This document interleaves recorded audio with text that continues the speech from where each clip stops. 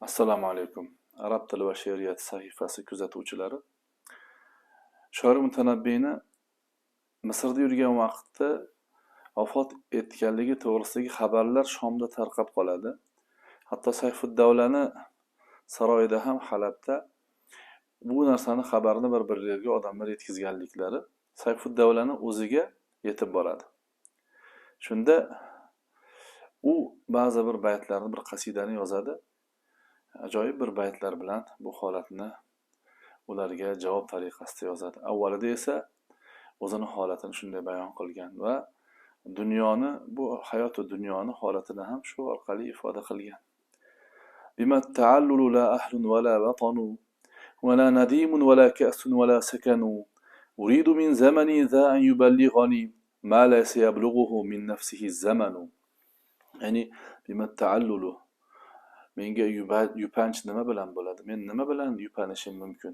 Men o'zi uzoqlarda yurgan inson bo'lsam, la ahlun, meni bu joylarda na ahlim bo'lsa, na vatanim bo'lsa bu yerlar, na bir suhbatdoshim bo'lsa, nadimim bo'lsa, na mayto'la qadah bo'lsa menga, na bir taskin topadigan joy, yo borib taskin topadigan bir, gaplashib taskin topadigan bir odamim bo'lmasa, men hamma qatori bir holatga tushib qoldim. Uridu min zamani za an yuballighani ma la sayablughuhu min nafsihi zamanu.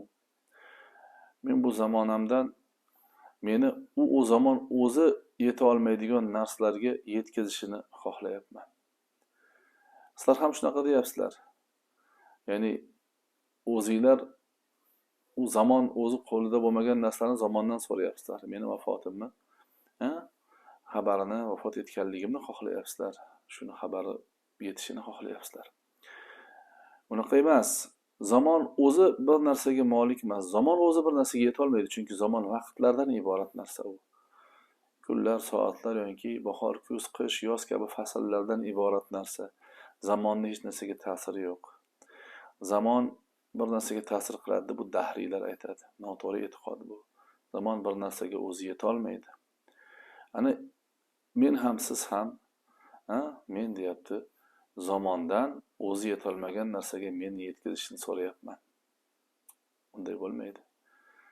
La talqa dahraka illa ghayra muktarithin ma dama yashabu fihi ruhakal badan. Endi bu zamonda yashayotgan ekansiz, hayotda yashayotgan ekansiz, turli sinovlar keladi. U sinovlarga dosh berishning yo'li nima qilish kerak? Unga parvo qilmaslik kerak. Sinovlar, g'am tashvishlar kelganda unga butun vujudingiz, qalbingiz bilan berilib qayg'uga botadigan bo'lsangiz, bu zararli odat. Sizga zarar qiladi bu narsa. Shuning uchun bu zamonga beparvo bo'lib kelayotgan sinovlarga o'ta chuqur qayg'u bilan unga kirishmang.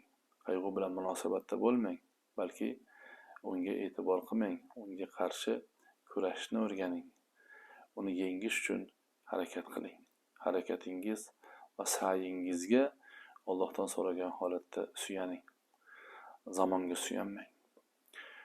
Modomiki badaningiz ruhingizga sohib ekan, unday sinovlarga qarshi bo'lishlikda nima bilan, qaysi qurolni ishga soling? Unga nisbatan parvo qilmaslik, beparvolik qurolini ishga soling. Chunki dunyoni ishi shunaqa. Unda na xursandchilik bardavom emas, na qayg'u bardavom emas. Endi shuning uchun aytayaptiki, fama yadumu sururun ma surirta bihi. Modomiki bir narsadan xursand bo'lsang, u surur, u masrurlik davomiy emas, bardavom bo'lmaydi, doim bo'ladigan narsa emas, to'xtaydi bir kun. Va yana undan tashqari, qo'lingdan ketgan narsalarga qayg'u chekishing, u ketgan narsalarni senga qaytarib olib kelmaydi. Xursand bo'lsang ham juda qattiq xursandchilikka berilib ketmaginki, u ham bardavom emas. Qo'lingdan bir narsa ketsa, g'am tashvishga tushsang, o'ta qayg'uga berilib ketmaginki, g'am, qayg'u, mahzunlik u ketgan narsani yoki sen erisha olmagan narsani senga olib kelib bermaydi. Inson mana oshiq insonlar bo'ladi. Dunyoga oshiq, dunyoga muhabbat qilgan, dunyoni qaysidir matosiga, dunyodagi qaysidir mahbuba ma'shuqaga oshiq bo'ladigan narsalar bo'ladi. Bu ish zararli narsa deydi dunyo ishiga bunday berilib ketish. Shuni aytadiki, mimma adarra bi ahli al-ishqi annahum hawu wa ma arafu ad-dunya wa ma fatinu. Ishq ahliga zarar qilgan narsa shuki, ular o'ta havoyi nafs, o'ta muhabbat bilan, o'ta oshiqlik bilan dunyoga berilib, dunyoga oshiq bo'ldilar. Dunyoni bilmadilar va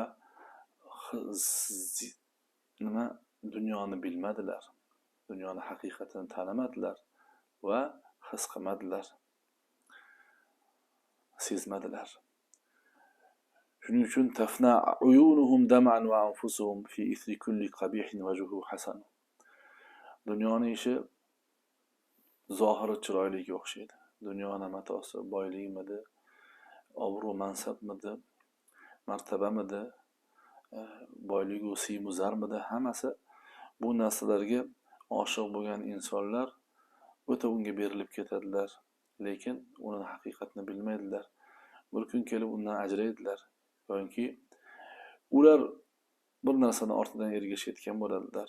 Yuzi chiroyli lekin zotan qabih bo'lgan narsani ortidan ergashib, ular ko'zlarida yosh bilan ko'zlari foniy bo'ladi va o'zlari ham foniy bo'ladilar. Bu dunyodan o'tib ketadilar, hamma o'tadi.